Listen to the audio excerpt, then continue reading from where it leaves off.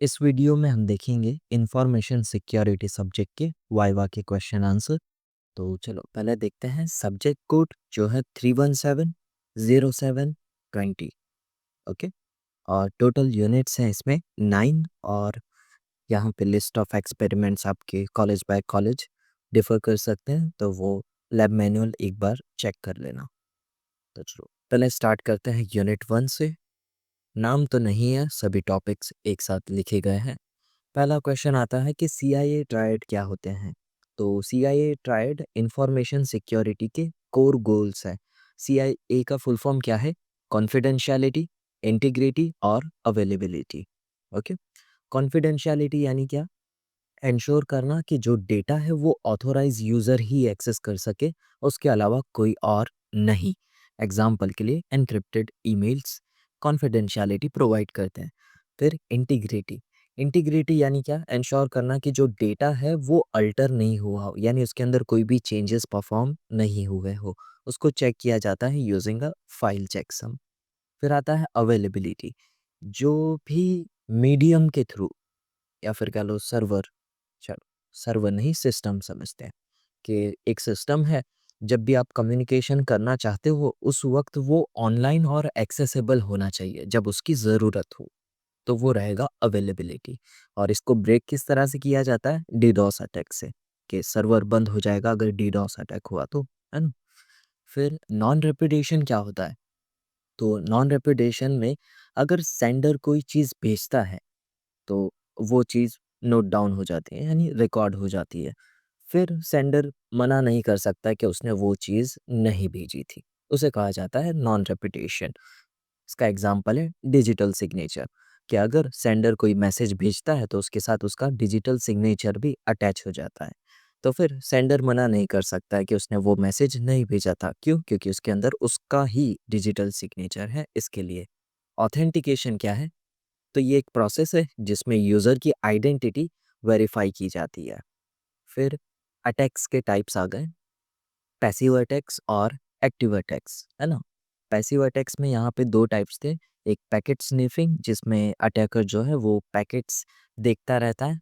फिर दूसरा आता है ट्रैफिक एनालिसिस, जिसमें भले ही आपका मैसेज इनक्रिप्टेड क्यों ना हो फिर भी वो उसे मॉनिटर करता रहता है। एक्टिव अटैक्स के अंदर हमने 4 तरह के अटैक देखे थे। पहला था मास्करेड, जिसमें अटैकर वैलिड यूज़र की तरह प्रिटेंड करता है। फिर मॉडिफिकेशन ऑफ मैसेज, जिसमें वो एक्चुअली जो डेटा है उसे अल्टर करता है। फिर रिप्ले अटैक में कोई मैसेज आता है तो उसे अपने पास रख के उसको बार-बार रिप्ले करता है। फिर आता है डीडॉस अटैक। तो ओके, ये हम कोई नहीं, पहले पैसिव अटैक की डेफिनेशन देख लेते हैं। तो पैसिव अटैक ऐसे अटैक है जिसमें अटैकर जो है आपके डेटा को सिर्फ सुनते रहता है और मॉनिटर करते रहता है, उसमें कोई डेटा के अंदर अल्टरेशन परफॉर्म नहीं करता है। जबकि एक्टिव अटैक में अटैकर डेटा को मॉडिफाई भी करता है और सिस्टम को डिसरप्ट करता है, यानी डीडॉस अटैक की बात की जा रही है इसके लिए। और इसमें वो 3 अटैक्स जो अभी हमने डिस्कस किए। Cryptography versus crypt analysis. तो क्रिप्टोग्राफी क्या है? एक प्रोसेस है जिसमें हम सीक्रेट कोड क्रिएट करते हैं जो डिफेंस के लिए यूज़ किया जाता है। और क्रिप्ट एनालिसिस एक ऐसी प्रोसेस है जिसमें कोड को ब्रेक किया जाता है, जो ऑफेंस प्रोसेस है। ओके। फिर स्टेगनोग्राफी क्या होता है? तो स्टेगनोग्राफी में क्या होता है कि मान लो कि आपके पास कोई फाइल है, एग्जाम्पल के लिए इमेज फाइल है। तो उस इमेज फाइल में मैं क्या करूँगा, जो भी एन्क्रिप्टेड मैसेज है वो अटैच करके इमेज भेज दूंगा। सबको लगेगा कि इमेज गई, पर उसके साथ ही जो एन्क्रिप्टेड मैसेज था वो भी चला गया। ओके। यही है पूरा स्टेगनोग्राफी।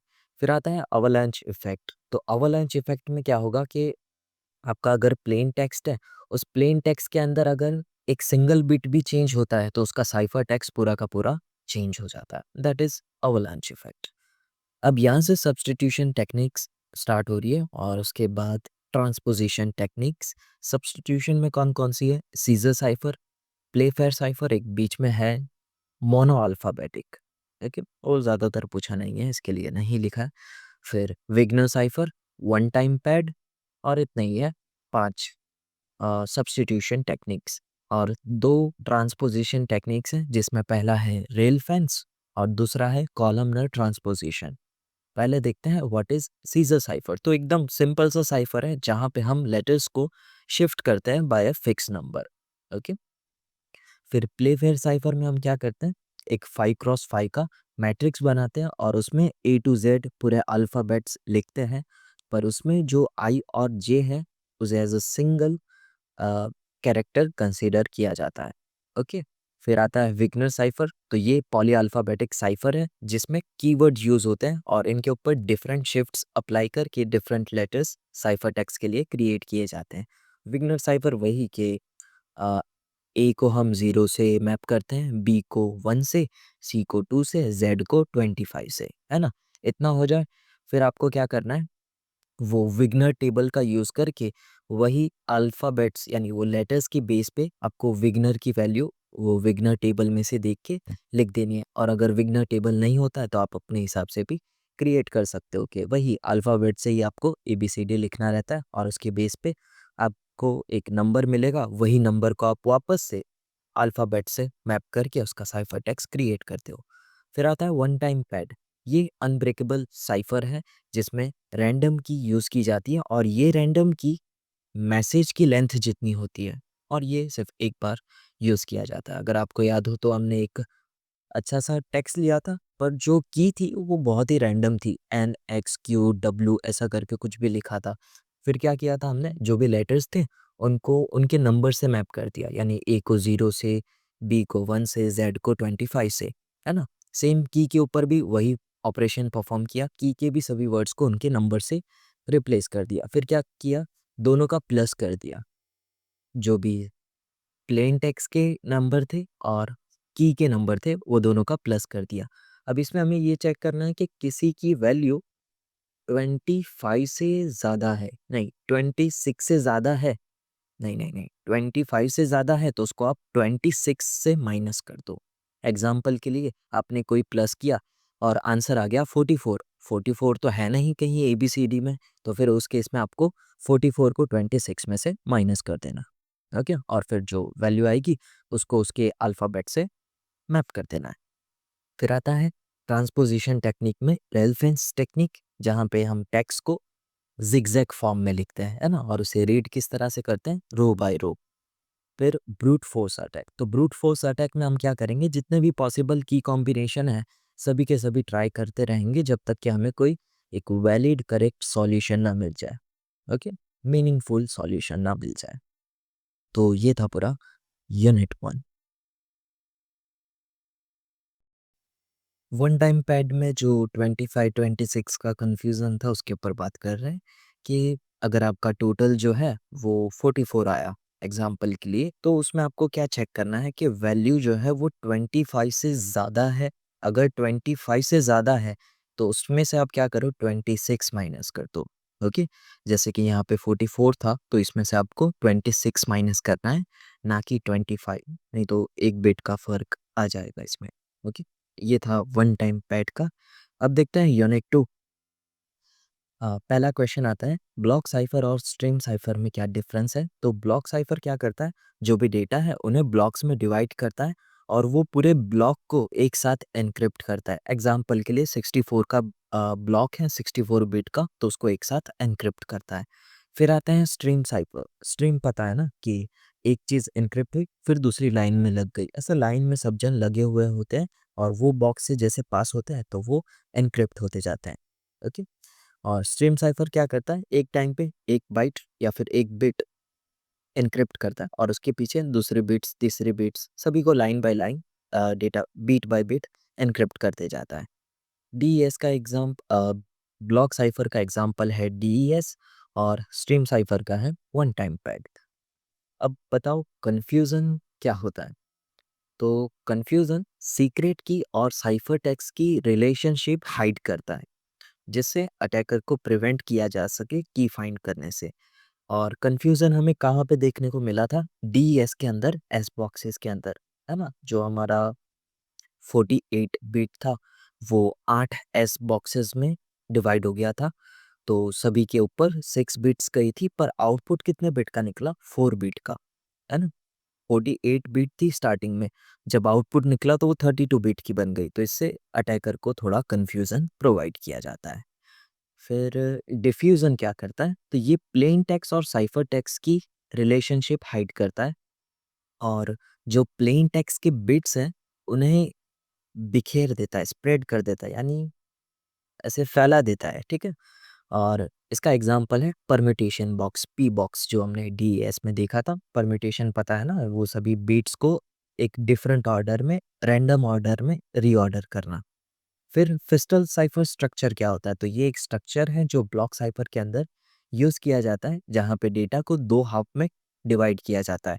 एक हाफ जो है वो एक फंक्शन में से पास होकर प्रोसेस होता है, और एक हाफ जो है वो दूसरे वाले हाफ से एक्सऑर किया जाता है, और फिर लास्ट में दोनों स्वैप हो जाते हैं।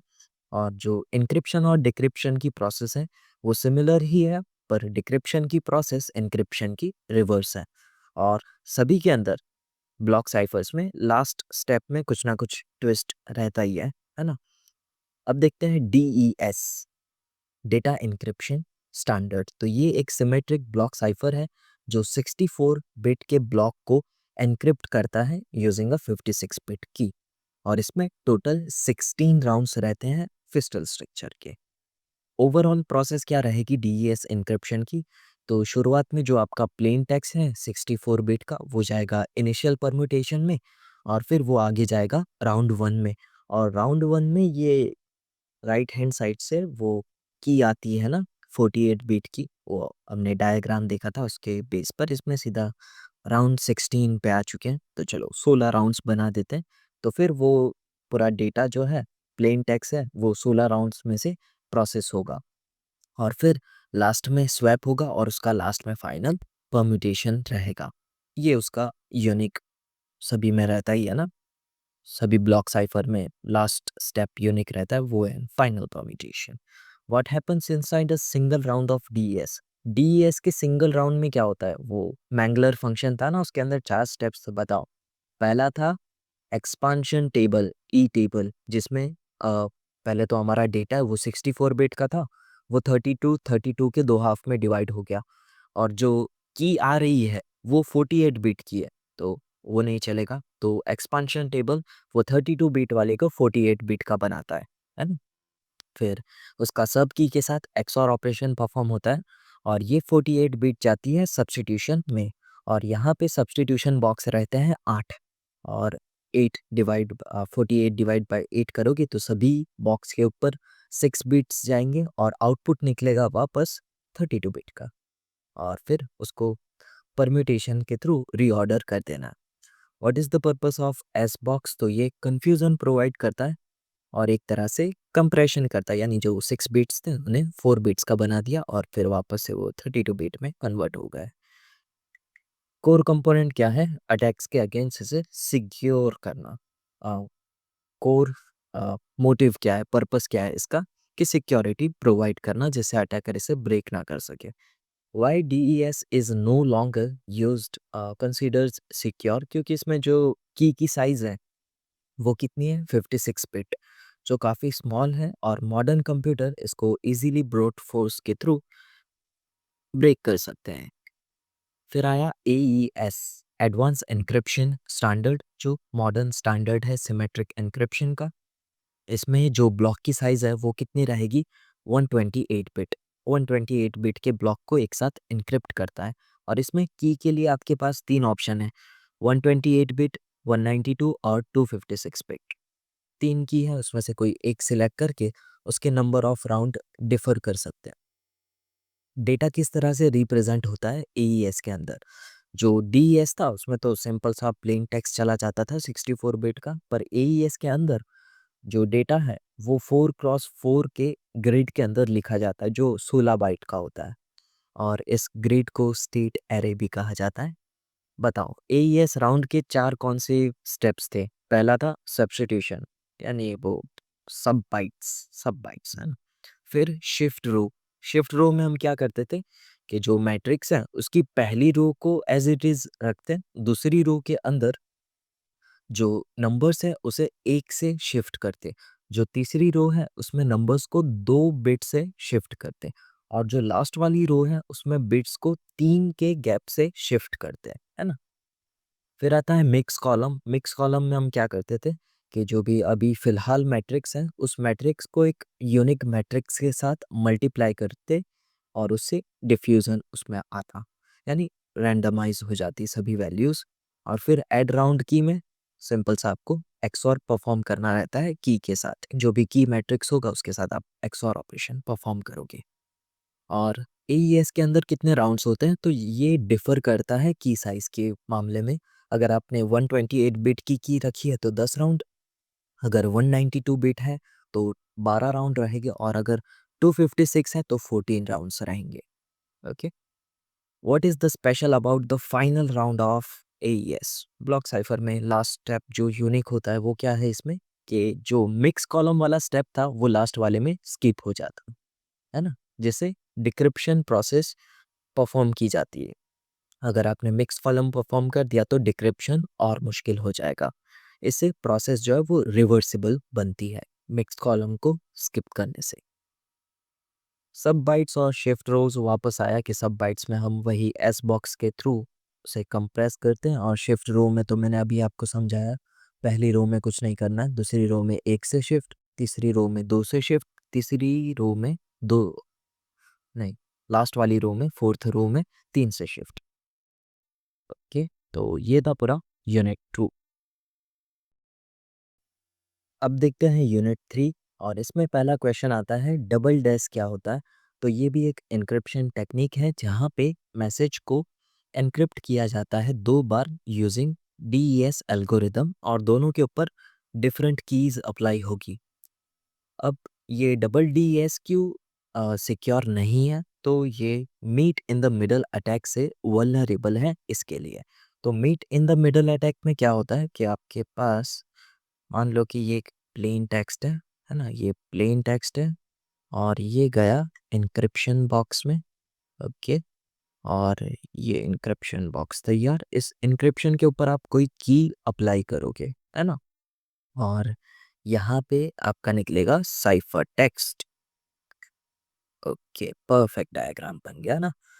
अब देखो, meet in the middle attack में अटैकर के पास प्लेन टेक्स्ट भी होगा और साइफर टेक्स्ट भी होगा, दोनों हो गए उसके पास। तो अब ये क्या करेगा, प्लेन टेक्स्ट के ऊपर जितने भी की के पॉसिबल कॉम्बिनेशंस हैं वो सभी अप्लाई करके उन सभी के रिजल्ट को स्टोर कर देगा। सेम उसके पास साइफर टेक्स्ट भी है, तो साइफर टेक्स्ट के ऊपर जितने भी पॉसिबल कॉम्बिनेशंस हैं वो सभी को अप्लाई करेगा और उनके भी रिजल्ट को स्टोर कर देगा। अब ये यहाँ से जो रिजल्ट मिले और इसमें से जो रिजल्ट मिले उन सभी को चेक करेगा क्या कोई मैच हो रहा है, और अगर मैच हो रहा है तो उसे यहाँ से मिल गई की 1 और यहाँ से मिल गई उसे की 2। तो अब इसे दोनों की मिल चुकी है। ओके, meet in the middle attack में क्या होता है, की फाइंड करनी रहती है और ये डबल डैश है, पर मैंने यहाँ पे एक ही डैश ड्रॉ किया तो कंफ्यूज मत होना। ओवरऑल कॉन्सेप्ट आपको समझ में आ चुका होगा कि बीच में एक और डीएस को इस तरह से परफॉर्म किया गया है, पर यहाँ पे मैंने जस्ट एक के ही एग्जांपल से आपको समझाया। ओके, फिर ट्रिपल डैश, थ्री डैश भी कहा जाता है। तो ये क्या है, ये एक एन्क्रिप्शन एल्गोरिथम है जिसमें डीईएस साइफर 3 बार अप्लाई किया जाता है जिससे जो ब्लॉक है उसके साइफर टेक्स्ट की जो स्ट्रेंथ है उसे और बढ़ाया जा सके। और यहाँ पे हम 3 टाइम्स कौन सा ऑपरेशन परफॉर्म करेंगे, ई डी और ई, है ना, ई डी ई। और डिक्रिप्शन में इसका रिवर्स डेड, है ना। अब यहाँ पे जो आप कीज अप्लाई करोगे वो डिफरेंट डिफरेंट होगी, ये की 1, ये की 2 और ये की 3। इस तरह से ये आपका प्लेन टेक्स्ट पहले इनक्रिप्ट होगा, फिर वापस की 2 से डिक्रिप्ट होगा, फिर वापस जो इसका मिडिल साइफर टेक्स्ट आया है वो की 3 से एनक्रिप्ट होगा। Okay, describe the encryption process of the triple dash. अच्छा, ये ऊपर वाला पार्ट लिखा हुआ है, why does the triple dash uses a decrypt step in the middle. ये एक अच्छा पॉइंट आया। देखो, ये बीच में डिक्रिप्शन क्यों यूज हो रहा है, तो ये यूज हो रहा है बैकवर्ड कंपैटिबिलिटी के लिए। इसका मतलब क्या, कि आप ट्रिपल डैश का यूज करके सिंगल डैश ऑपरेशन परफॉर्म करना चाहते हो तो वो ऑपरेशन भी आप परफॉर्म कर सकते हो। यानी ट्रिपल डैश है पर आपको ट्रिपल डैश का काम नहीं है, सिंगल डैश का काम है, तो उस केस में क्या करना होगा, की 1 और की 2 ये दोनों को सेम रखना। तो इससे क्या होगा, जो आपने प्लेन टेक्स्ट इनक्रिप्ट किया वो यहीं पे जाके डिक्रिप्ट हो जाएगा। इन शॉर्ट दोनों एक दूसरे को कैंसल आउट कर देंगे। तो यहाँ पे क्या ऑपरेशन परफॉर्म होगा, एनक्रिप्शन। है ना? सिर्फ़ एन्क्रिप्शन परफ़ॉर्म होगा और सिंगल एन्क्रिप्शन में क्या रहता है, सिंगल डीईएस में प्लेन टेक्स्ट गया एन्क्रिप्शन में और निकला साइफ़र टेक्स्ट। तो वही बैकवर्ड कंपैटिबिलिटी है कि अगर बीच में डिक्रिप्शन है तो की 1 और की 2 सेम रखो तो दोनों एक दूसरे को कैंसल आउट कर देंगे, तो ये बन जाएगा वापस से single DES. Mode of operation क्या होते हैं? तो ये टेक्निक्स है जो ब्लॉक साइफर के ऊपर अप्लाई की जाती है मैसेजेस को और सिक्योर बनाने के लिए, यानी जो हमारा साइफर टेक्स्ट है उसको और कॉम्प्लेक्स किया जाता है। तो कौन-कौन से ऑपरेशंस है? Electronic code book ECB mode, फिर cipher block chaining CBC mode, cipher feedback mode CFB, output feedback mode OFP, counter mode CTR mode. Okay, तो चलो एक एक करके देखते हैं।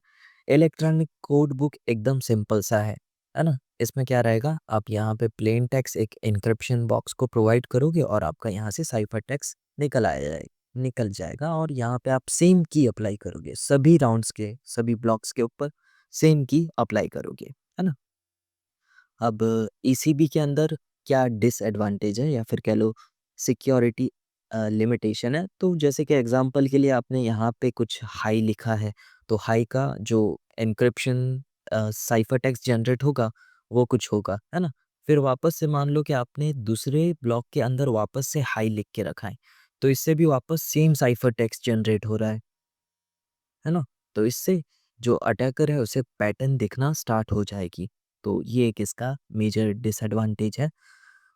ये जो है वो पैटर्न्स प्रिजर्व करता है इस तरह से। Identical plain text blocks produce the identical cipher text, जैसे कि ये हाई है ये भी हाई है, दोनों का साइफर टेक्स्ट सेम जनरेट होगा जो इंफॉर्मेशन रिवील करता है। एग्जाम्पल के लिए, if an encrypted image of a penguin the shape remains visible, यानी यहाँ पे क्या कहना चाहता है कि जो पेंगुइन की इमेज है वो ब्लैक एंड वाइट है, तो ब्लैक एंड वाइट का जो शेप रहेगा वो शेप वही रहेगा, बस जो वो कलर्स है वो स्वैप हो जाएंगे, तो एक तरह से उसे पैटर्न्स दिखती है।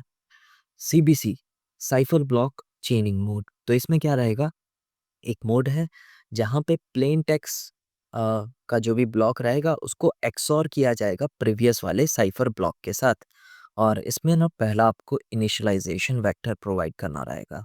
ये अपना प्लेन टेक्स्ट है और ये एन्क्रिप्शन बॉक्स है, और एन्क्रिप्शन बॉक्स को पहले आपको क्या करना होगा, प्लेन टेक्स्ट को और ये इनिशियलाइजेशन वेक्टर को एक्सऑर करना होगा, और जो एक्सऑर का रिजल्ट आएगा वो जाएगा एन्क्रिप्शन वाले बॉक्स में और आपका यहाँ से निकलेगा साइफर टेक्स्ट, और ये साइफर टेक्स्ट आप नेक्स्ट राउंड में एज अ एक्सऑर प्रोवाइड कर दोगे, और जो प्लेन टेक्स्ट 2 है वो इसके साथ एक्सऑर होगा और फिर ये भी एन्क्रिप्शन में जाएगा और इसका दूसरा साइफर टेक्स्ट जनरेट होगा और ये सिलसिला चलता रहेगा।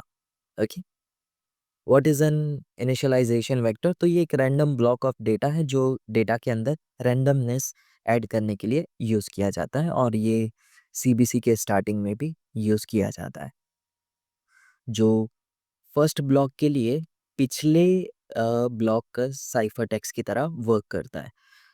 फिर सीएफबी में क्या होता है कि जो हमारा 56 नहीं, कितना 64 बिट है ना, 64 बिट का डेटा है, वो 64 बिट का पूरा डेटा एन्क्रिप्ट नहीं होता।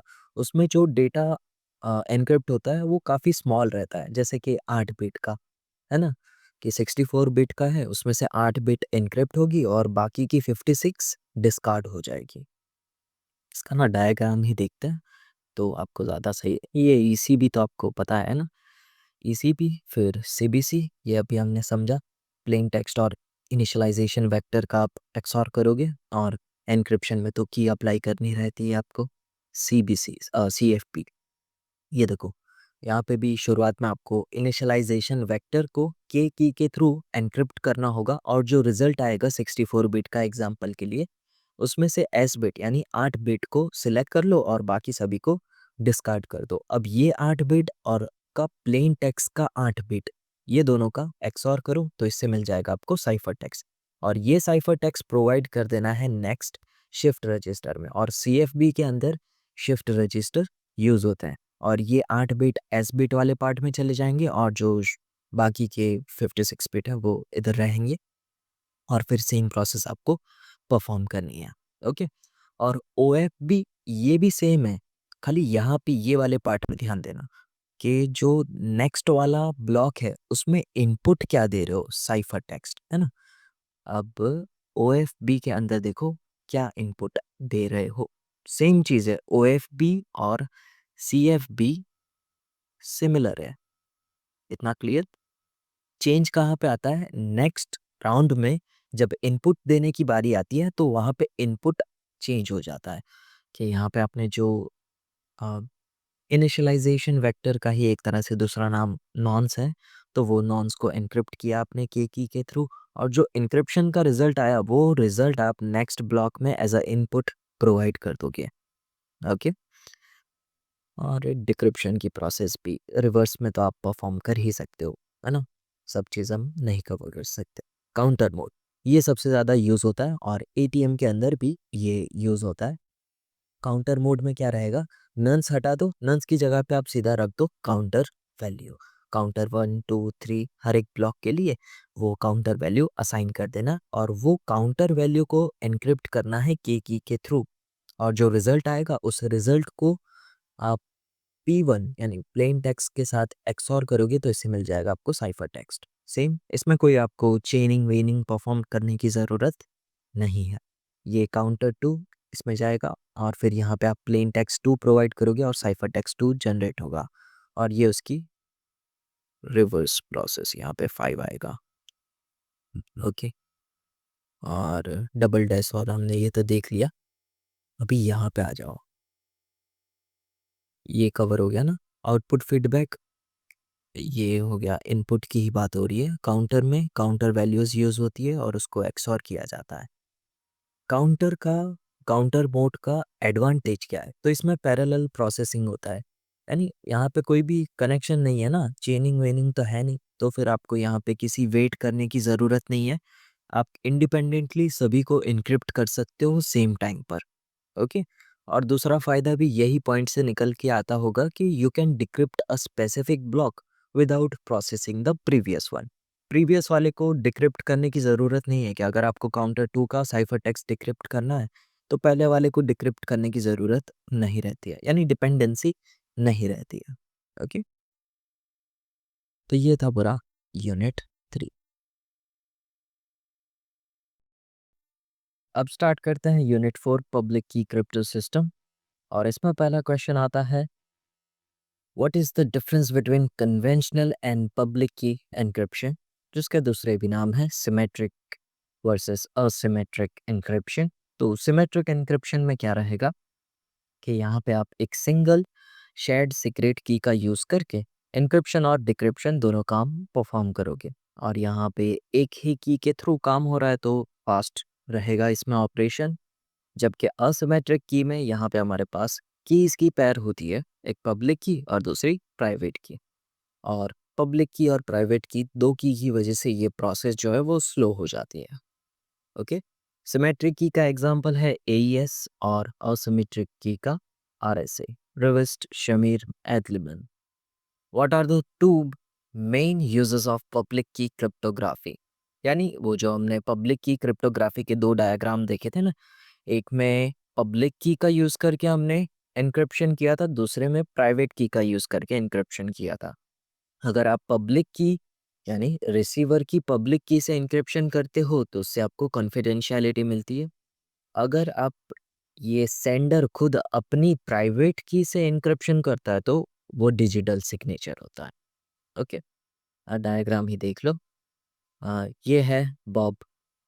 बॉब अभी कुछ मैसेज भेज रहा है, तो इसमें ये क्या करेगा, रिसीवर की प्राइवेट की से एन्क्रिप्शन परफॉर्म करेगा कॉन्फिडेंशियलिटी के लिए।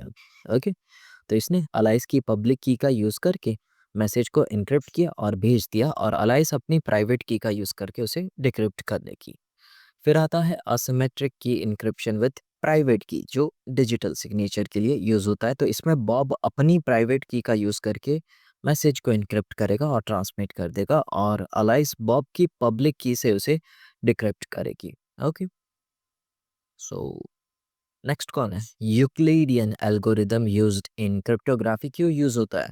जीसीडी फाइंड करने के लिए, ग्रेटेस्ट कॉमन डिवाइजर, और आरएसए में दो नंबर्स को प्राइम है या नहीं वो चेक करने के लिए भी यूज होता है। और मॉड्यूलर एक्सपोनेंशिएशन, ये कब यूज होता है? जब आपका जो मॉड्यूलो फाइंड करना रहता है और वो मॉड्यूलो का आंसर कैलकुलेटर में नहीं आता है, तो उस केस में हम मॉड्यूलर एक्सपोनेंशियल यूज करते हैं, जिसमें कोई भी बेस है, बेस की पावर जो है बहुत ज़्यादा है, जैसे कि 10, 11, 12 उतनी ज़्यादा है, तो उस केस में हम क्या करते थे, जो भी पावर में रहता है 10, 11, 12 उसका बाइनरी फाइंड करते हैं, और 1 होता तो स्क्वायर और मल्टीप्लाई दोनों परफॉर्म करते, अगर 0 रहता तो सिर्फ स्क्वायर परफॉर्म करते, है ना? What does RSA stand for? तो इसका फुल फॉर्म क्या रहेगा? रिवर्स्ड शमीर एटलमैन, जो एल्गोरिदम के इन्वेंटर का नाम है।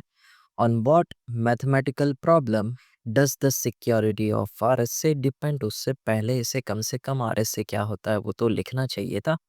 आरएसए एल्गोरिदम क्या है? एक असिमेट्रिक की एन्क्रिप्शन एल्गोरिदम है, जिसमें पब्लिक की के थ्रू एन्क्रिप्शन होता है और प्राइवेट की के थ्रू डिक्रिप्शन होता है। ओके, ठीक है, इतना दो डिफरेंट की यूज होगी, पब्लिक की से एन्क्रिप्शन, प्राइवेट की से डिक्रिप्शन।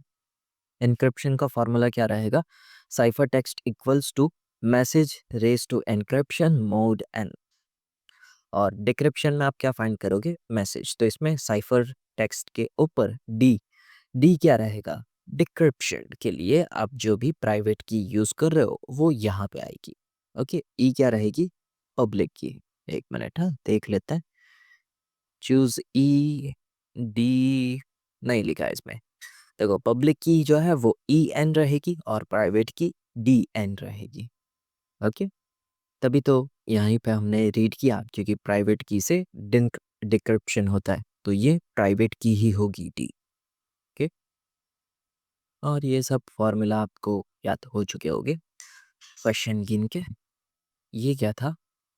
सिक्योरिटी किसके ऊपर डिपेंड करती है? तो ये डिपेंड करती है इंटीजर फैक्टराइजेशन पे, जहाँ पे हम एन फाइंड करते हैं ना, और फिर वो प्राइम के थ्रू पूरा कैलकुलेशन परफॉर्म करते हैं, तो वही एन की वजह से पूरा इसमें सिक्योरिटी एनहांस होती है और डिफ़िकल्टी इंक्रीज होती है।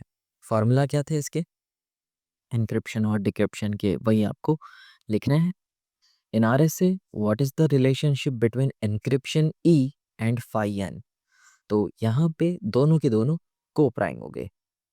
This means their greatest common divisor is 1। GCD क्या रहेगा इनका? 1 रहेगा। व्हाट इज द डिफी-हेल्मन की एक्सचेंज यूज फॉर? तो डिफी-हेल्मन की एक्सचेंज एल्गोरिदम क्या होता है? एक की एक्सचेंज एल्गोरिदम है जिसमें दो पार्टीज अपनी सीक्रेट शेयर्ड की एक्सचेंज करते हैं बिना अपनी सीक्रेट की शेयर किए। तो इसमें क्या शेयर करते हैं ये लोग? ग्लोबल पैरामीटर्स, यानी जो भी नेटवर्क के ऊपर ये दोनों अभी कम्युनिकेशन कर रहे हैं, तो उसके ऊपर वो अपने ग्लोबल पैरामीटर्स शेयर करते हैं, और फिर वही ग्लोबल पैरामीटर्स का यूज़ किया जाता है दोनों साइड पर, सेंडर और रिसीवर साइड पर। और उसी ग्लोबल पैरामीटर के बेस पे ये लोग एक सीक्रेट की क्रिएट करते हैं, लास्ट में दोनों की जो सीक्रेट की होगी वो सेम होगी। और एक डिफी-हेल्मन में लिमिटेशन क्या रहेगा, डिसएडवांटेज क्या रहेगा, कि यहाँ पे आपको पता नहीं रहेगा कि आप किससे बात कर रहे हो, है ना? यानी आपको पता है कि आप अलाइस हो। अब अलाइस जो है अपनी सभी कंपोनेंट्स जिसके साथ शेयर कर रही है वो प्रूव नहीं कर सकती कि वो बॉब के साथ ही शेयर कर रही है, तो इसमें एक ऑथेंटिकेशन का इशू रहता है, तो इसमें man in the middle attack perform किया जाता है। What are the global public elements in Diffie Hellman? तो इसमें दो नंबर्स पूरे नेटवर्क को पता होता है, एक रहेगा प्राइम नंबर और दूसरा primitive root g. What is the main security vulnerability of Diffie Hellman algorithm? तो man in the middle attack से वल्नरेबल है, क्यों? क्योंकि यहाँ पे ऑथेंटिकेशन नहीं किया जाता, है ना? यहाँ पे ये लोग कंफर्म नहीं कह सकते कि अलाइस जो है वो बॉब से ही बात कर रही है, बीच में कोई ईव या फिर डार्थ डार्थ होगा। Okay, what is a timing attack on RSA? RSA के ऊपर टाइमिंग अटैक क्या होता है? तो वही कि कोई भी मैसेज डिक्रिप्ट होने में कितना वक्त लग रहा है उस वक्त को एनालाइज करके जो अटैकर है वो प्राइवेट की का पता लगाता है। ओके, वही चीज़ लिखी हुई है। तो ये था पूरा यूनिट 4। अब देखते हैं यूनिट 5, क्रिप्टोग्राफिक हैश फंक्शन। तो इसमें पहला क्वेश्चन आएगा, व्हाट इज हैश फंक्शन। तो हैश फंक्शन एक मैथमेटिकल एल्गोरिदम है जो कोई भी लेंथ का मैसेज लेकर उसका एक फिक्स साइज का स्ट्रिंग जनरेट करता है और उस स्ट्रिंग को कहा जाता है हैश। यानी प्रोसेस किस तरह से है कि आपने एक मैसेज लिया और ये मैसेज को प्रोवाइड कर दिया किसी हैशिंग एल्गोरिदम को, जैसे कि एसएचए है ना। दो तरह के रहते हैं, एक एसएचए रहता है और दूसरा MD5 है ना। वो ज़्यादातर यूज़ होते हैं, इसके लिए कह रहा हूँ। ओके, अब ये मैसेज आपने जब इस एल्गोरिदम को प्रोवाइड कर दिया तो इससे आपका आउटपुट निकलेगा हैश, और ये इसकी साइज़ थोड़ी कम रहेगी और ये मैसेज कोई भी साइज़ का हो सकता है। Okay, what is message digest, और ये जो हैश है ना उसे ही मैसेज डाइजेस्ट कहा जाता है। ये एक फिक्स साइज न्यूमेरिक आउटपुट है जो हैश फंक्शन कैलकुलेट करता है, जो एक तरह से मैसेज के लिए डिजिटल फिंगरप्रिंट की तरह वर्क करता है। हैश फंक्शन के एप्लीकेशंस क्या है, तो पहला तो मैसेज को ऑथेंटिकेट करवाना, यानी इंटीग्रिटी चेक करना कि कोई मैसेज के अंदर चेंजेस हुए हैं या नहीं। दूसरा डिजिटल सिग्नेचर, ये आप अटैच कर दोगे तो वो एक सिग्नेचर की तरह वर्क करेगा। पासवर्ड स्टोरेज में आपका जो पासवर्ड है वो हैश के फॉर्म में स्टोर होता है, ना कि प्लेन टेक्स्ट में। ओके, फिर वायरस डिटेक्शन में जब भी कोई फाइल मॉडिफाई होती है तो फिर उसका हैश जो है वो चेंज हो जाता है, तो फिर उस वजह से भी हैश जो है बार बार यूज होता है वायरस डिटेक्शन में भी। हैशिंग और एन्क्रिप्शन में क्या डिफरेंस है। जो हैशिंग है वो वन वे प्रोसेस है, यानी आपने एक बार हैश क्रिएट कर दिया तो उससे मैसेज कवर नहीं कर सकते हो। ओके, मैसेज रिकवर नहीं कर सकते हो, इरिवर्सिबल प्रोसेस है। और इसका यूज़ इंटीग्रिटी के लिए किया जाता है कि हाँ भाई, जो मैसेज भेजा था वो सही सलामत एकदम जैसा भेजा था वैसा ही रिसीव हुआ है। फिर आता है एनक्रिप्शन, जो टू वे प्रोसेस है। एनक्रिप्ट भी कर सकते हो, डिक्रिप्ट भी कर सकते हो, यानी रिवर्सिबल प्रोसेस है अगर आपके पास की हो तो, और इसका यूज़ कॉन्फिडेंशियलिटी के लिए होता है। What are the three main properties are required for a hash function? Hash function की तीन मेन प्रॉपर्टीज क्या है। तो पहला तो वन वे, अभी जो हमने ऊपर बात की, वन वे प्रोसेस होनी चाहिए। और दूसरा, दो और तीन साथ में ही कह देते हैं, वीक और स्ट्रॉन्ग कोलाइजन रेजिस्टेंस। एक्चुअली में वीक जो है वो स्ट्रॉन्ग है और स्ट्रॉन्ग जो है वो वीक है। थोड़ा नाम अलग दे दिया इन लोग ने, कोई बात नहीं। हाँ, इसका एक और नाम है वन वे का pre image resistance. Weak collision का है सेकेंड प्री इमेज रेजिस्टेंस, और जो स्ट्रॉन्ग कोलाइजन है उसे को कहा जाता है कोलाइजन रेजिस्टेंस। तो चलो, वन वे प्रॉपर्टी ये तो पता ही है ना, कि ओरिजिनल मैसेज से जब भी आप ये एनक्रिप्शन एल्गोरिदम या फिर फंक्शन के पास, सॉरी एनक्रिप्शन नहीं, हैश फंक्शन या फिर हैश एल्गोरिदम को जब आप ये मैसेज प्रोवाइड करते हो तो इसका हैश जनरेट होता है। तो ये प्रोसेस रिवर्सिबल नहीं होगी, ये इसकी पहली प्रॉपर्टी है। ओके, वही लिखा है। अब देखो, वीक और स्ट्रॉन्ग। वीक कोलाइजन में क्या रहेगा कि आपके पास एक स्पेसिफिक मैसेज का हैश दिया गया है, उस हैश के लिए आपको सेम हैश फाइंड करना है दूसरे किसी मैसेज के लिए। ओके, एक मैसेज दिया गया, उसका हैश जो है कुछ भी है, ठीक है। अब यही हैश आपको सेम फाइंड करना है दूसरे किसी मैसेज के लिए। फिर आता है स्ट्रॉन्ग कोलाइजन रेजिस्टेंस। तो इसमें क्या रहेगा, आपको कोई भी दो रैंडम, रैंडम तो नहीं, कोई भी जस्ट दो मैसेज उठा लेने हैं, ठीक है। दो मैसेज उठा लेना है और उनका हैश कैलकुलेट करके चेक करना है क्या इनकी हैश वैल्यू सेम आती है। बस यही चीज़ आपको ट्राई करते रहनी है। पहले वाले में मैसेज फिक्स था, आपको वही हैश फाइंड करना है जो वो स्पेसिफिक मैसेज का है। जबकि स्ट्रॉन्ग के अंदर आप कोई भी दो मैसेज उठा सकते हो और उसका हैश मैच करना रहेगा। तो स्ट्रॉन्ग कोलाइजन को आप किस तरह से फाइंड करोगे, तो इसके लिए आपको बर्थडे अटैक यूज़ करना होगा। तो बर्थडे अटैक क्या है, ये एक टेक्निक है जिसमें आप ये स्ट्रॉन्ग कोलाइजन रेजिस्टेंस को इजीली ब्रेक कर सकते हो। कैसे, तो बर्थडे वाला एग्जांपल, कि आपको दो लोग को उठा लेना है, नहीं यानी वो वाला नहीं उठा लेना, कि दो लोगों को सिलेक्ट करना है। अब कोई भी 2 लोग सिलेक्ट करो, बस आपको चेक करना है कि क्या ये 2 लोग की same death, same birthday date है, ठीक है? ये फाइंड करना है, सेम यही फाइंड करना है। तो बर्थडे अटैक एक क्रिप्टोग्राफी अटैक है, जिसमें आप एक कोलाइजन को फाइंड कर सकते हो इजीली स्पेसिफिक मैसेज से। यानी इसमें लिखा है कि ये वीक कोलाइजन से इजी है स्ट्रॉन्ग कोलाइजन फाइंड करना। देखो, finding any collision two random messages with the same hash is much easier than finding a match for specific message. यानी ये वीक की बात कर रहा है और ये स्ट्रॉन्ग की बात कर रहा है। तो वही कि स्ट्रॉन्ग कोलाइजन को अगर ब्रेक करना है तो उसके लिए आप कौन सा अटैक यूज करोगे? Birthday attack. अब बताओ एसएचए का फुल फॉर्म क्या है? Secure hash algorithm.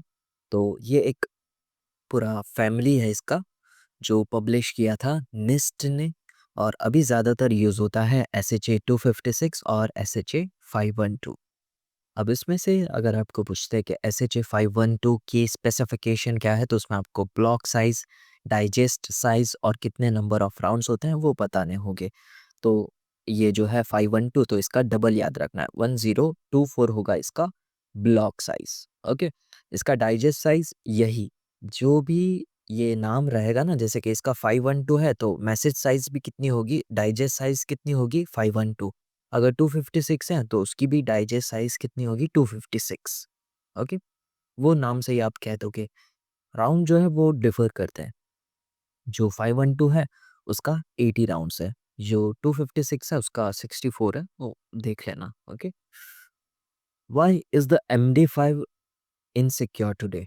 अब MD5 क्यों यूज नहीं होता है? तो क्योंकि ये 128 बिट का हैश है।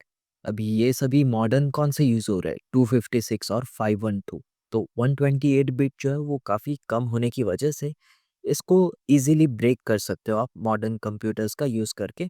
और इसमें कॉलाइजन, यानी ये जो स्ट्रॉन्ग कॉलाइजन है वो इजीली जनरेट हो जाता है। How is a hash how is hash used in digital signature? Digital signature के अंदर हैश किस तरह से यूज होता है? Instead of signing the whole message, only the hash of the message is encrypted with the private key. This is the faster and ensure the integrity. अब यहाँ पे किस तरह से पूरा फॉर्मेट रहता है कि आप एक मैसेज का ब्लॉक लेते हो और उस ब्लॉक को साइन करते हो, फिर दूसरा ब्लॉक लेकर दूसरे वाले को साइन करते हो, तीसरा ब्लॉक लेकर तीसरे वाले को साइन करते हो। तो यहाँ पे आप क्या करो, मैसेज का सीधा हैश कैलकुलेट कर लो। ठीक है, मैसेज का हैश कैलकुलेट कर लो और उसको प्राइवेट की से एनक्रिप्ट कर दो। तो इस तरह से पूरा डिजिटल सिग्नेचर में हैश यूज़ होता है, जो फास्ट है क्योंकि आपको हर एक ब्लॉक साइन करने की ज़रूरत नहीं है। सीधा मैसेज उठाओ, उसका ही हैश कैलकुलेट कर लो, और जो हैश आएगा उसको आप अटैच कर दोगे तो इंटीग्रिटी भी इंश्योर रहेगी। What is a simple hash function using XOR? तो इसमें एकदम सिंपल है, ब्लॉक 1 को उठाओ, उसका एक्सऑर कर दो ब्लॉक 2 के साथ। ओके, फिर इसका जो भी रिजल्ट आएगा उसको आप क्या कर दो, ब्लॉक 3 के साथ एक्सऑर कर दो, और ये सिलसिला इसी तरह से चलाते रहना है। A basic method where the message blocks are XORed sequentially. It is insecure because it fails to detect pattern changes like swapping the blocks. अब इसमें इनसिक्योरिटी कहाँ से आई कि ये दोनों का मैं अगर ऑर्डर चेंज कर दूँ तो भी किसी को भनक तक नहीं लगेगी। कैसे? कि मान लो कि ब्लॉक 1 जो है वो 0 0 है और ये 0 1 है। अब 0 0 और 0 1 का आप एक्सऑर करो, ये सीधी बात कहूँ तो एक्सऑर ऑपरेशन ही ऐसा है कि उसमें अगर आप ऑर्डर भी चेंज करते हो तो भी वही प्रॉब्लम देता है कि एक्सऑर ऑपरेशन ही प्रॉब्लम है। क्यों? क्योंकि जब आप सेम 0 0 होता है या फिर 1 1 होता है तो आप तब क्या लिखते हो? 0। और अगर एक बार 1 होता है तो 1 लिखते हो, है ना? चलो परफॉर्म करते हैं। एक बार 1 1, 0 0 सेम है तो 0 लिखेंगे। अब मैं इसको स्वैप कर देता हूँ, ठीक है? ब्लॉक 2 को पहले लिख देता हूँ और ब्लॉक 1 को बाद में। तो ब्लॉक 2 क्या है अपना? 0 1, और अब 0 0। अब इसका आंसर बोलो। 1 0 1 आएगा, 0 0 सेम है, 0 आएगा। दोनों का आंसर सेम आया ना? तो इसमें ये एक चीज़ की दिक्कत आती है कि कोई भी अगर अटैकर आके ब्लॉक चेंज कर जाएगा तो भी किसी को पता नहीं चलेगा, वो डिटेक्ट नहीं कर पाएगा। तो ये था पूरा यूनिट 5। अब देखते हैं यूनिट 6 और इसमें पहला क्वेश्चन आता है व्हाट इज ऑथेंटिकेशन। ऑथेंटिकेशन क्या है?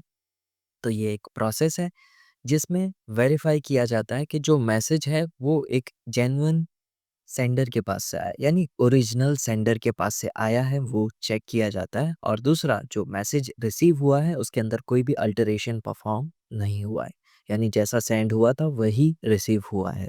एग्जाम्पल के लिए, जब भी कोई सॉफ्टवेयर अपडेट आता है तो उसका डिजिटल सिग्नेचर वेरीफाई करना, उसमें आपको दिखता है कि हाँ ये जो मैसेज है, सॉरी, सॉफ्टवेयर अपडेट है वो माइक्रोसॉफ्ट की तरफ से आया है, वो सभी चीज़ें आप वेरीफाई कर सकते हो। फिर what are the 3 main ways to implement message authentication. किस तरह से आप मैसेज ऑथेंटिकेशन इम्प्लीमेंट कर सकते हो? तो उसके 3 वेज कौन कौन से हो सकते हैं? पहला तो नॉर्मल सा इंक्रिप्शन, है ना, जो हम अभी तक परफॉर्म करते हैं, मैसेज को इनक्रिप्ट करना। फिर दूसरा मैसेज ऑथेंटिकेशन कोड, जो आगे हम देखने वाले हैं। इसमें क्या होता है, एक टैग जनरेट होता है सीक्रेट की का यूज़ करके और उसको अटैच कर दिया जाता है मैसेज के साथ। फिर आता है हैश फंक्शन, जो एक तरह से डिजिटल फिंगरप्रिंट की तरह वर्क करता है उस मैसेज के लिए। ओके, तो ये 3 वेज हैं जिससे आप मैसेज ऑथेंटिकेशन इम्प्लीमेंट कर सकते हो। व्हाट आर दी अटैक्स, यानी कौन से अटैक्स आप मैसेज ऑथेंटिकेशन से रोक सकते हैं? तो पहला मैस्करेड, यानी आप मैस्करेड अटैक को रोक सकते हो एन्क्रिप्शन या फिर मैक का यूज़ करके। फिर ये content modification, sequence modification, timing modification, ये आप मैसेज ऑथेंटिकेशन कोड और हैश फंक्शन के थ्रू सेव कर सकते, यानी उनसे बच सकते हो। कैसे? क्योंकि ये दोनों इंटीग्रिटी प्रोवाइड करते हैं इसके में। ओके, मैसेज ऑथेंटिकेशन कोड क्या होता है? एक स्मॉल फिक्स साइज का टैग होता है जो मैसेज के साथ अटैच कर दिया जाता है इंटीग्रिटी और ऑथेंटिसिटी चेक करने के लिए। ऑथेंटिसिटी और ये तीनों तो इंटीग्रिटी के पॉइंट हो गए। Okay, it is generated using a secret shared की। अब यहाँ पे मैक किसके थ्रू जनरेट होगा? सीक्रेट शेयर्ड की के थ्रू। ओके, कि ये एक मैसेज है, इसके ऊपर आप एक मैक फंक्शन अप्लाई करोगे और उसके ऊपर आप एक सीक्रेट की, ये मैक फंक्शन है और इससे आपका जनरेट हो जाएगा MAC. Okay, what is the difference between MAC and hash function? MAC और हैश फंक्शन के अंदर क्या डिफरेंस आएगा बताओ? एक आपके सामने ही है कि मैक जो है वो सीक्रेट की यूज करता है, जबकि हैश हैश फंक्शन वो सीक्रेट की यूज नहीं करता है। वो क्या यूज करता है? हैश फंक्शन या फिर हैश एल्गोरिदम, जैसे कि एसएचए या फिर एमडी5, है ना। तो पहला डिफरेंस ये रहेगा। और दूसरा, जो मैक है वो आपको दो चीज़ें प्रोवाइड करता है, ऑथेंटिसिटी और इंटीग्रिटी, जबकि हैश फंक्शन सिर्फ इंटीग्रिटी प्रोवाइड करता है। ओके, मैक और इंक्रिप्शन में क्या फ़र्क है? तो इंक्रिप्शन आपको कॉन्फिडेंशियलिटी प्रोवाइड करता है और वो रिवर्सिबल भी है, जबकि मैक आपको ऑथेंटिसिटी और इंटीग्रिटी दोनों प्रोवाइड करता है और ये भी इरिवर्सिबल है हैश की तरह। हैश भी इरिवर्सिबल था, ये भी इरिवर्सिबल है। एच मैक क्या होता है? तो एच मैक का फुल फॉर्म क्या है? Hash based message authentication code. ये एक मेथड है जिसके अंदर आप मैक कैलकुलेट करते हो क्रिप्टोग्राफिक हैश हैश फंक्शन का यूज करके। एक मिनट, फोन इन इसको पॉज ही करो। तो हैश मैक क्या है? एक स्पेसिफिक मेथड है जिसमें मैक कैलकुलेट किया जाता है using a cryptographic hash function और उसको कंबाइन कर दिया जाता है सीक्रेट की के साथ। यानी पहले आप क्या करोगे, मैसेज उठाओगे, मैसेज के ऊपर एक एसएचए कोई भी हैश एल्गोरिदम अप्लाई कर देना, हैश जनरेट हो गया। अब ये हैश को आप मैक फंक्शन में प्रोवाइड करोगे और ये मैक फंक्शन के ऊपर आप क्या प्रोवाइड करोगे? सीक्रेट की। और फिर इससे जो जनरेट होगा वो क्या होगा? एच मैक होगा। ओके, इतना clear? What is the data authentication algorithm, DAA? तो ये ब्लॉक साइफर एल्गोरिदम है, यानी ब्लॉक साइफर से बुरे। तो जो मैक था वो डीईएस यूज़ करता था सीबीसी मोड में और इसका जो फाइनल साइफर टेक्स्ट आता था वो बनता था मैक। चलो इसका डायग्राम ही देखते हैं। ये है पूरा डीईए, जो मैक है बेस्ड ऑन ब्लॉक साइफर्स। अब DA में सेम आपको CBC ही लिखना है, बस यहाँ पे आ जाएगा मैसेज की जगह पे D1 D2 DN DN-1 और यहाँ पे जो आउटपुट आया है उसे आउटपुट O की तरह लिखा गया है। सेम CBC चेनिंग ही परफॉर्म करना है, पर आपको मेन फोकस किस पे करना है, लास्ट साइफर टेक्स्ट पे। जो लास्ट साइफर टेक्स्ट आया है उसके 16 से लेके 64 बिट डक बन सकते हैं, यानी डायरेक्ट डेटा ऑथेंटिकेशन एल्गोरिदम का मैक ये रहेगा हमारा 16 से लेके 64 बिट तक का। Okay, C MAC cipher based message authentication code, तो ये एक मैक है, ये भी ब्लॉक साइफर बेस्ड है AES की तरह। वो जो DAA था वो DES की तरह है। इसमें सब कीज़ का यूज़ किया जाता है वेरिएबल लेंथ मैसेज को सिक्योरली हैंडल करने के लिए। यानी इसमें क्या हो रहा है, पहली चीज़ तो कि जो ब्लॉक है वो मल्टीपल फॉर्म में नहीं है, यानी 1024 का, जैसे कि एक ब्लॉक जो है 128 का है, ये भी 128 का है, ये भी 128 का है, ये सभी क्या है 128 के मल्टीप्लायर है। ओके, पर कुछ केस में ऐसा हो सकता है कि ये 128 का है, ये भी 128 का, पर ये 120 का है। तो इसमें हमें क्या करना होगा, लास्ट में पैडिंग ऐड करना होगा। यहाँ पे आप 8 बिट का पैडिंग ऐड करोगे। तो इसमें पहले तो आप एन्क्रिप्शन K1 से करोगे, की 1 से, ठीक है, की 1 से इतना एन्क्रिप्शन हो जाए। फिर लास्ट में आपको जब ये एक्सओर के लिए प्रोवाइड करोगे तो यहाँ पे आपको की 2 भी एक्सओर में प्रोवाइड करनी रहेगी। ओके, और जो आंसर आएगा उसको वापस आप की 1 से एनक्रिप्ट करोगे और जो भी मोस्ट सिग्निफिकेंट बिट होगी टी लेंथ की वो बन जाएगा आपका मैक। ओके, तो ये है पूरा cipher based message authentication code. In CMAC why are the sub keys K1 K2 use. तो K1 जो है वो फुल ब्लॉक्स के लिए यूज होता है और K2 वो पार्शियल ब्लॉक्स जिसमें हमने पैडिंग ऐड की थी ना उसके लिए यूज होता है। Does a MAC provide non repudiation? क्या मैक नॉन रेपिटेशन प्रोवाइड करता है? नहीं, क्यों? क्योंकि वो सेम सीक्रेट की यूज कर रहा है ना, इसके लिए उसके अंदर नॉन रेपिटेशन नहीं होगा। Since the key is shared between the sender and receiver, तो इससे जो मैक जनरेट होगा उसमें आपको नॉन रेपिटेशन नहीं मिलेगा। तो ये था पूरा यूनिट 6। अब देखते हैं यूनिट 7 डिजिटल सिग्नेचर। तो डिजिटल सिग्नेचर क्या होता है? तो ये एक ऑथेंटिकेशन मैकेनिज्म है जो हमारे हैंड रिटन सिग्नेचर की तरह ही वर्क करता है, पर मैसेज के लिए। और ये मैसेज की ऑथेंटिकेशन और इंटीग्रिटी गारंटी देता है। और इसका एग्जांपल है एक PDF को साइन करना USB टोकन के थ्रू। वो आप समझ सकते हो, हमने एक वीडियो में पूरा देखा था। डॉट APK फाइल, यानी ऐप की जो APK फाइल थी वो पूरी डिजिटल सिग्नेचर से साइन हुई थी, वो देखा था। वो वाला एग्जांपल भी आप कह सकते हो। What is the generic model of creating a digital signature? अब यहाँ पर क्वेश्चन आएगा कि आपको ये जो डिजिटल सिग्नेचर है और मैक है वो ऑलमोस्ट सेम ही लग रहा है। मैक भी ऑथेंटिकेशन और इंटीग्रिटी प्रोवाइड करता था, डिजिटल सिग्नेचर भी ऑथेंटिकेशन और इंटीग्रिटी प्रोवाइड कर रहा है। तो डिफरेंस क्या है? तो डिफरेंस है मेन की का। ठीक है, जो मैक है वो सेम सीक्रेट की यूज करता है, जबकि डिजिटल सिग्नेचर वो प्राइवेट की यूज करता है और फिर पब्लिक की यूज करता है। ओके, चलो देखते हैं। तो डिजिटल सिग्नेचर का जेनेरिक मॉडल क्या होता है, तो वो देखें। इसमें पहला स्टेप रहेगा हमें मैसेज का हैश कैलकुलेट करना है। तो मान लेते हैं ये हमारा एक मैसेज है अच्छा सा, और इस मैसेज को हमें क्या करना है, इसका हैश कैलकुलेट करना है। तो चलो हैश कैलकुलेट कर लेते हैं।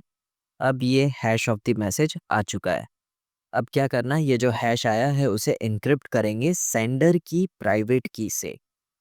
के चलो इसको एनक्रिप्ट करते हैं सेंडर की। 1 मिनट, डब्बा बन जाए। इसको हमें प्राइवेट की प्रोवाइड करनी है सेंडर की, तो मैं इसको PR लिख देता हूँ।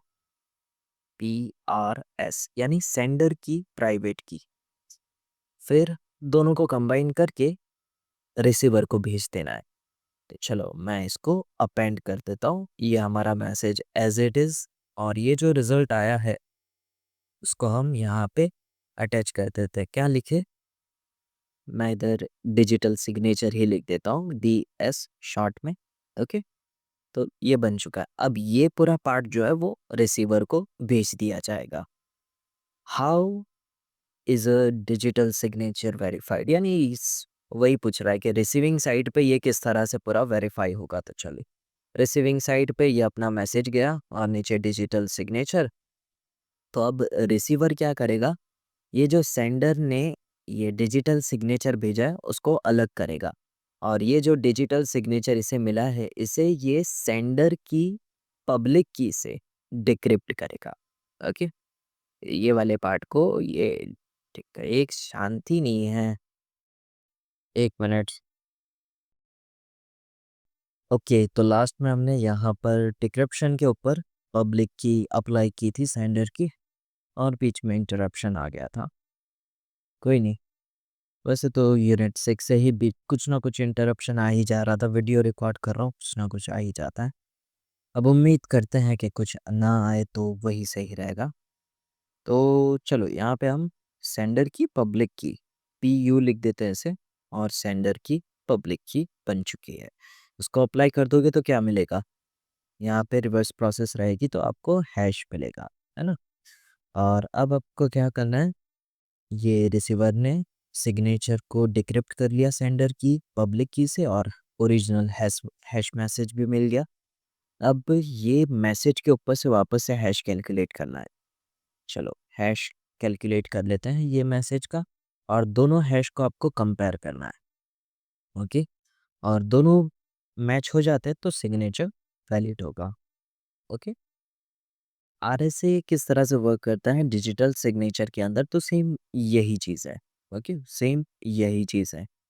इसका अगर हम वो जो हमने वीडियो में देखा था, इसका दूसरा नाम क्या था, RSA अप्रोच, उसमें भी सेम यही डायग्राम है कि मैसेज है, उसको आपने हैश कैलकुलेट किया उस मैसेज का, और उसे एन्क्रिप्ट कर दिया सेंडर की प्राइवेट की से, और उसे मैसेज के अंदर अपेंड कर दिया। रिसीविंग साइड पे यही पार्ट पहले डिक्रिप्ट होगा सेंडर की पब्लिक की से, और इससे आपको हैश मिल जाएगा, और ऊपर के मैसेज का आप हैश और ये दोनों को कंपेयर करना, और मैच होता है तो सिग्नेचर वैलिड है और वही RSA है।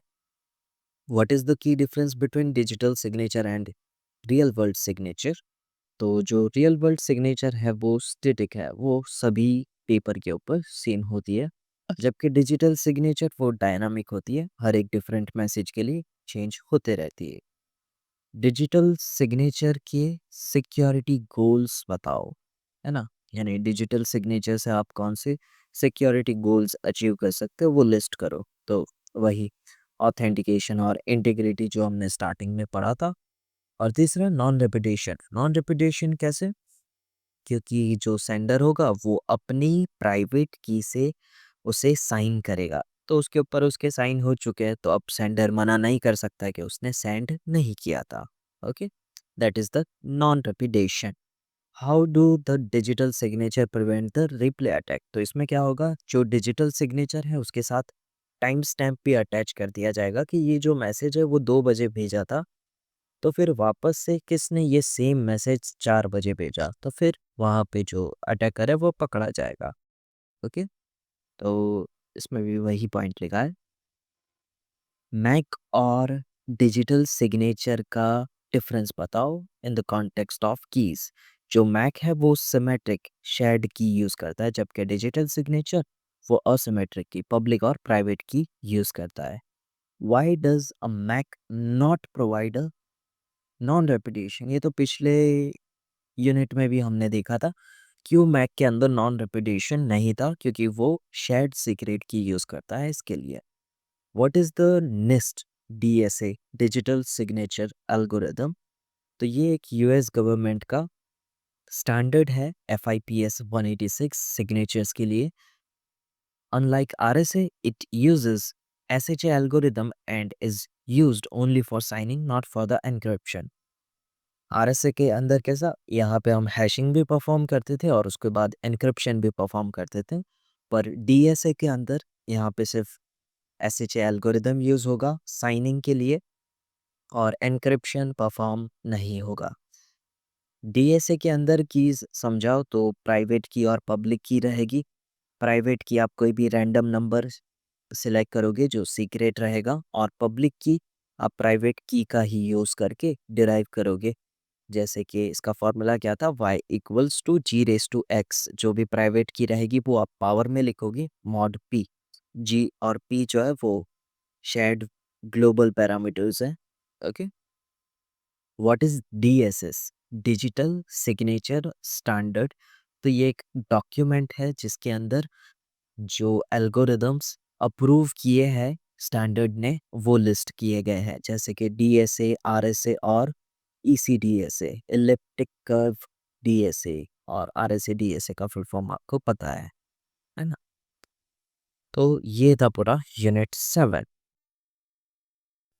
अब देखते हैं यूनिट 8, की मैनेजमेंट एंड डिस्ट्रीब्यूशन। तो की डिस्ट्रीब्यूशन क्या है? ये एक मेथड है जिसमें सीक्रेट की दोनों पार्टीज को डिलीवर की जाती है और ये दोनों पार्टीज को कुछ डेटा सिक्योरली एक्सचेंज करना होता है और इन्हें प्रिवेंट करना होता है अनऑथोराइज एक्सेस से, यानी अटैकर से। तो मेथड है जिससे आप सीक्रेट की डिलीवर करते हो। तो इसमें नॉन्स क्या है? तो नॉन्स का फुल फॉर्म क्या है? Number used once. एक रैंडम यूनिक वैल्यू है जो मैसेज के साथ अटैच कर दिया जाता है फ्रेशनेस इंश्योर करने के लिए।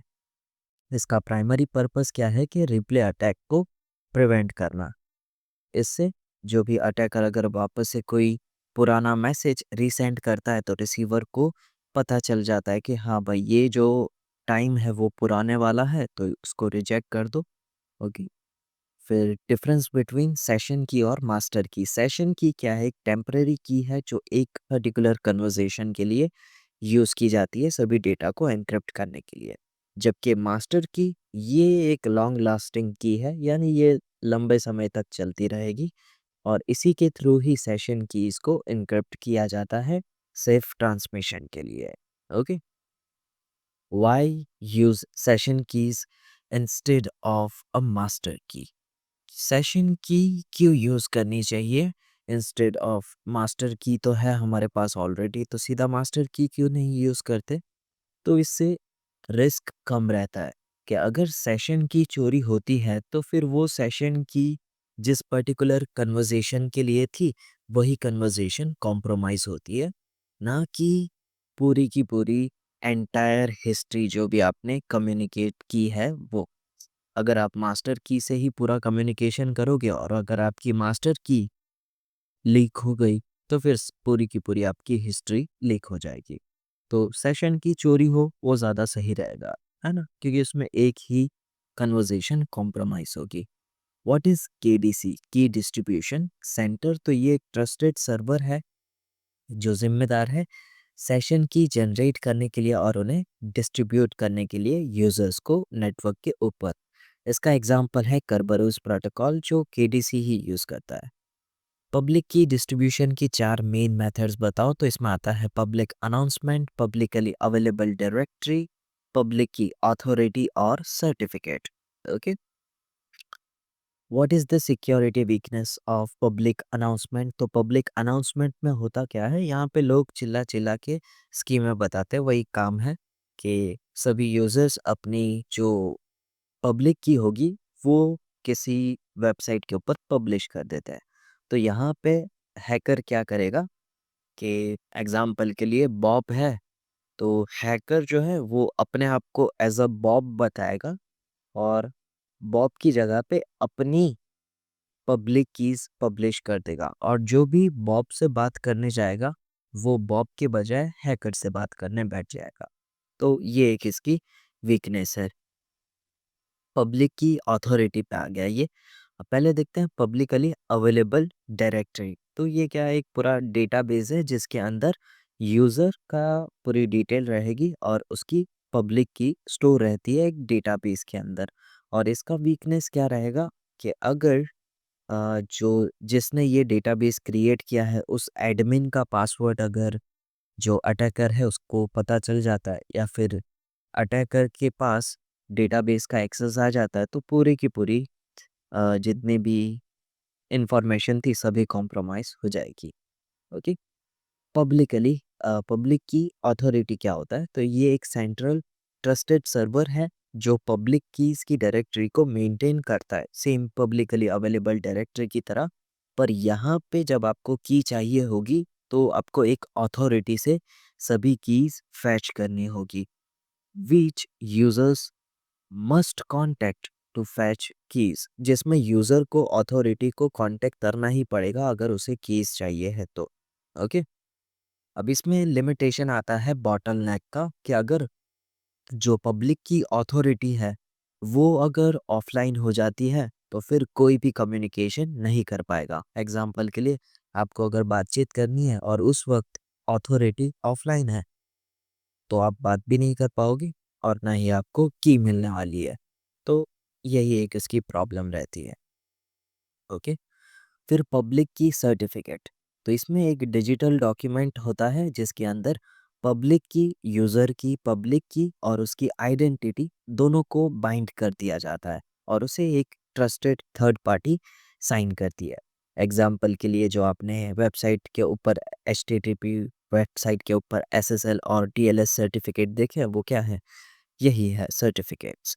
और सर्टिफिकेट कौन साइन करता है? सीए, सर्टिफिकेट अथॉरिटी, एक ट्रस्टेड ऑर्गेनाइजेशन होगी जैसे कि डिजिसर्ट।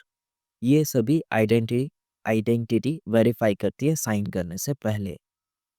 What is the X.509 standard? तो ये एक यूनिवर्सल स्टैंडर्ड है जो पब्लिक की सर्टिफिकेट्स के लिए यूज़ होता है और इसके अंदर कई सारी फील्ड्स होती है। इसमें तो कुछ ही लिखी है, सब्जेक्ट नेम और इशूअर सिग्नेचर। इसको हमने वैसे भी लाइव एग्जाम्पल भी देखा था यूट्यूब का पूरा, है ना? इसमें चलो देखते हैं क्या इसकी जो पब्लिक सॉरी क्या नाम है, X.509 सर्टिफिकेट है वो एक्सपायर हुआ है या नहीं। देखो यहाँ पे डिटेल में ये रहा सर्टिफिकेट फील्ड, है ना? अभी पहला क्या रहेगा? वर्जन। तो इसका कौन सा वर्जन है? वर्जन 3। फिर सीरियल नंबर में ये नंबर रहेगा। सर्टिफिकेट सिग्नेचर नंबर एल्गोरिदम में ये पूरा एल्गोरिदम की डिटेल रहेगी। इशूअर का नेम यहाँ पे लिखा होगा कि किसने ये सर्टिफिकेट इशू किया है, वो वैलिडिटी के अंदर ये कब इशू हुआ था और कब इसका जो टाइम है वो ख़त्म होने वाला, वो नॉट आफ्टर में लिखा जाएगा कि ये जो है 1/19/26 को इतने बजे एक्सपायर हो जाएगा। फिर सब्जेक्ट में ये सर्टिफिकेट किसको इशू किया जा रहा है? google.com को, है ना? इसके लिए यहाँ पे google.com की सभी डिटेल्स रहेगी। अब इसमें ये सब्जेक्ट पब्लिक की इंफॉर्मेशन में 2 चीज़ रहेगी कि ये जो गूगल है उसने कौन-सा पब्लिक की एल्गोरिदम यूज़ किया है, तो इसमें आएगा इलिप्टिक कर्व वाला। ओके? और इसकी पब्लिक की ये रही। एक्सटेंशन जो है वो बहुत सारे हैं। ये वर्ज़न 3 है ना, तो वर्ज़न 3 के अंदर एक्सटेंशन की फ़ील्ड होती है। अभी वो सभी को साइड में रखो। नेक्स्ट आता है सर्टिफिकेट सिग्नेचर एल्गोरिदम। सर्टिफिकेट का कौन-सा सिग्नेचर एल्गोरिदम है? तो इसमें भी सेम वही SH256 विद RSA एन्क्रिप्शन और उसकी की ये रही और ये फिंगरप्रिंट SHA-256 का हैश है। ये सर्टिफिकेट और ये पब्लिक की। ओके? ये तो एक्सपोर्ट का बटन है, कोई नहीं। अब आ जाते हैं सर्टिफिकेट रेवोकेशन, यानी इसमें आप क्या करते हो, जो सर्टिफिकेट आपने क्रिएट किया था उसको कैंसल आउट करते हो। क्यों? क्योंकि कुछ भी रीज़न हो सकता है कि कंपनी बंद होने वाली है या फिर कोई और रीज़न हो सकते हैं। The process of cancelling the certificate before its expiration date. Expiration date के पहले ही उसे कैंसल आउट किया जाता है। जैसे कि प्राइवेट की चोरी हो जाना, ये सबसे कॉमन कॉज़ हो सकता है, रीज़न होता है जिससे सर्टिफिकेट को कैंसल आउट किया जाता है। What is पीकेआई? पब्लिक की इंफ्रास्ट्रक्चर। अब ये इंफ्रास्ट्रक्चर क्या रहेगा? पूरा एंटायर सिस्टम, इसमें आपका पूरा आ जाएगा हार्डवेयर, सॉफ्टवेयर और पॉलिसीज़ जो आपको डिजिटल सिग्नेचर क्रिएट करने के लिए, मैनेज करने के लिए और रिवॉक करने के लिए ज़रूरी होता है। ये पूरा इंफ्रास्ट्रक्चर है। How do certificate solves the authority bottleneck problem? यानी ये पब्लिक की सर्टिफिकेट की बात कर रहा है कि वो किस तरह से अथॉरिटी की बॉटलनेक प्रॉब्लम को सॉल्व करता है। तो यहाँ पे जो भी दो पार्टीज आपस में कम्युनिकेट करना चाहती है वो क्या करती है? अपना सर्टिफिकेट एक्सचेंज कर लेती है। Users exchange there certificates directly. They verify the CS signature locally without needing to contact a central server every time. जैसे ही वो लोग अपने सर्टिफिकेट एक्सचेंज करते हैं तो लोकली ही वो सीए की सिग्नेचर वेरीफाई कर लेते हैं और इसमें इन्हें बार बार सेंट्रल सर्वर के साथ कम्युनिकेट या फिर कांटेक्ट करने की ज़रूरत नहीं रहती। तो ये था पूरा यूनिट 8। अब देखते हैं यूनिट 9, रिमोट यूज़र ऑथेंटिकेशन करबरोज। तो इसमें पहला क्वेश्चन आता है ऑथेंटिकेशन और ऑथोराइजेशन के बीच में क्या डिफरेंस है। तो ऑथेंटिकेशन में ये वेरीफाई किया जाता है कि जो यूज़र है वो वैलिड यूज़र है और इसमें यूज़र की आइडेंटिटी चेक की जाती है और ऑथेंटिकेशन पहले परफॉर्म होता है। फिर आता है ऑथोराइजेशन जो ऑथेंटिकेशन के बाद परफॉर्म होता है। इसमें जो यूज़र है उसे क्या-क्या चीज़ें अलाउड है करने के लिए वो वेरीफाई किया जाता है कि उसे कुछ परमिशन दी होती है, वो वही टास्क परफॉर्म कर सकता है और लॉगिन के बाद परफॉर्म किया जाता है। ऑथेंटिकेशन का एग्जांपल है कि आप किसी पासवर्ड के थ्रू लॉगिन करते हो तो वो होगा आपका ऑथेंटिकेशन। ऑथोराइजेशन यानी क्या कि आपको कोई फाइल रीड, राइट या फिर एडिट करने की परमिशन है, उन परमिशंस को कहा जाता है ऑथोराइजेशन। ओके। अब what are the three factors of authentication, 3FA। क्या है तीन फैक्टर्स ऑथेंटिकेशन के। तो पहला रहेगा नॉलेज, समथिंग यू नो, जैसे कि पासवर्ड या फिर पिन। फिर आता है position, something that you have, okay, जैसे कि फोन या फिर स्मार्ट कार्ड। फिर आता है इनहेरेंस, समथिंग यू आर, इसमें आएगा फिंगरप्रिंट और फेस आईडी। ठीक है। म्यूचुअल ऑथेंटिकेशन यानी क्या, एक प्रोसेस है जिसमें दोनों पार्टी क्लाइंट और सर्वर एक दूसरे की आइडेंटिटी वेरीफाई करते हैं फिशिंग और मैस्करेड जैसे अटैक से प्रिवेंट होने के लिए। एग्जाम्पल के लिए आप बैंक का एसएसएल सर्टिफिकेट वेरीफाई करते हो और बैंक आपका पासवर्ड। क्या हो गया ये mutual authentication. What is Kerberos. तो करबरूस एक नेटवर्क ऑथेंटिकेशन प्रोटोकॉल है जो एक ट्रस्टेड थर्ड पार्टी की तरह बिहेव करता है और सिक्योर आइडेंटिटी वेरिफिकेशन अलाउ करता है ओवर एन अनसिक्योर नेटवर्क। इसके तीन मेन प्लेयर्स कौन से रहेंगे, क्लाइंट, सर्वर और केडीसी। ये तो नहीं लिखना चाहिए, हमें सीधा वही मेन डायग्राम याद रखना है। ये अपना क्लाइंट, ठीक है, क्लाइंट आ चुका है। सर्वर जो है हम बाद में लिखते हैं। अभी केडीसी के अंदर दो चीज़ें रहती है, एक रहता है ऑथेंटिकेशन सर्वर और दूसरा रहता है TGS, ticket granting server. Okay. और उसके बाद आता है मेन सर्वर जो सर्विस प्रोवाइड करता है। तो पहले एक काम करते हैं, इनके डब्बे बना देते हैं। तो ये एक डब्बा और एक इसका डब्बा, और ये दोनों डब्बे आते हैं केडीसी के अंदर। ओके। ये दोनों क्या क्रिएट करते हैं, केडीसी। और ये क्लाइंट। फ्लो किस तरह से रहेगा, क्लाइंट जो है वो अपना आईडी पासवर्ड ऑथेंटिकेशन सर्वर को प्रोवाइड करेगा। ओके। ऑथेंटिकेशन सर्वर चेक करेगा क्या इसका जो आईडी पासवर्ड है वो करेक्ट है। अगर करेक्ट होता है तो फिर वो आपको टीजीटी प्रोवाइड करेगा, टिकट ग्रांटिंग टिकट। ओके। और अब ये टीजीटी आप टीजीएस को प्रोवाइड करोगे। टीजीएस जो है वो आपका टिकट ग्रांटिंग सर्वर है, वो आपकी टीजीटी चेक करेगा। अगर वो वैलिड होती है तो फिर वो आपको सर्विस टिकट प्रोवाइड करेगा। क्या प्रोवाइड करेगा, सर्विस टिकट। और फिर सर्विस टिकट आप सर्वर को प्रोवाइड करोगे और सर्वर वेरीफाई करेगा कि आपकी सर्विस टिकट बराबर है या नहीं। तो फिर वो उसका रिप्लाई दो दे सकता है। ठीक है, दो रिप्लाई हो सकता है, या तो सही में आपको सर्विस प्रोवाइड कर दे या फिर वो अपने आप को बताए कि हाँ भाई मैं एक सर्वर हूँ, वो चीज़ बताएगा। म्यूचुअल ऑथेंटिकेशन परफॉर्म करेगा कि हाँ भाई जिस सर्वर से आप कांटेक्ट करना चाहते हो वो मैं ही हूँ, वही चीज़। What is the role of authentication server. तो वो तो अभी हमने देखा, यूज़र का आईडी पासवर्ड वेरीफाई करेगा और फिर टीजीटी असाइन कर देगा, इशू कर देगा। टीजीटी क्या है, ये ग्लोबल पास है जो तब दिया जाता है जब यूज़र का लॉगिन सक्सेसफुल होता है तब। What is the role of TGS? तो ये सर्विस टिकट असाइन करता है यूज़र को अगर उसकी टीजीटी वैलिड होती है तो। Why does Kerberos split the KDC into as and TGS? अब ये जो Kerberos है उसने केडीसी को 2 पार्ट में क्यों डिवाइड किया, एएस और टीजीएस में? तो इससे रिस्क मिनिमाइज़ किया जा सकता है। क्योंकि जो यूज़र रहेगा वो अपना पासवर्ड एक बार भेजेगा एएस को और उसके बाद वो सिर्फ टीजीटी यूज़ करेगा और उसके बाद कभी पासवर्ड यूज़ हुआ ही नहीं। तो एक ये फ़ायदा रहेगा जिसमें रिस्क मिनिमाइज़ हो जाता है। और सेशन की क्या होता है Kerberos में? तो ये एक टेम्पररी सीक्रेट की जनरेट की जाती है कन्वर्सेशन के लिए क्लाइंट और सर्वर के बीच में और उसी से ही सभी मैसेज एन्क्रिप्ट डिक्रिप्ट होते हैं।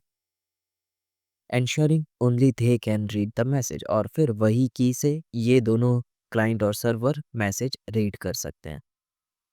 फिर आता है Kerberos रिलम क्या होता है? तो ये एक सेट ऑफ मैनेज नोड्स हैं जो क्लाइंट और सर्वर होते हैं वो सेम Kerberos डेटाबेस और एडमिनिस्ट्रेटर शेयर करते हैं। Kerberos रिलम किस तरह से देखता है वो हमने देखा भी था कि ये 2 रिलम वाला है, रिलम ए और रिलम बी।